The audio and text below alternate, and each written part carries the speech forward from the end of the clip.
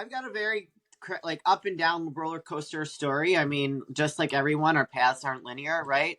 I had an abusive father. He was a deadbeat. Took off when I was like 15. I'm the oldest of five siblings.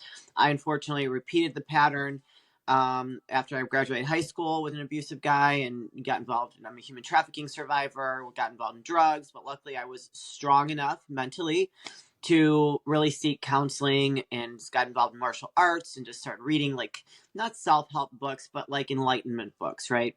We've come so far since then in society. But then after I got out of that relationship, met my late husband.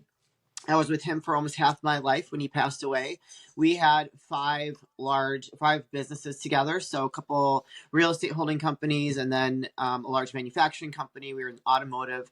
I was the vice president of key accounts and business operations. I closed many multi-million contracts during my time there in that industry and in that business.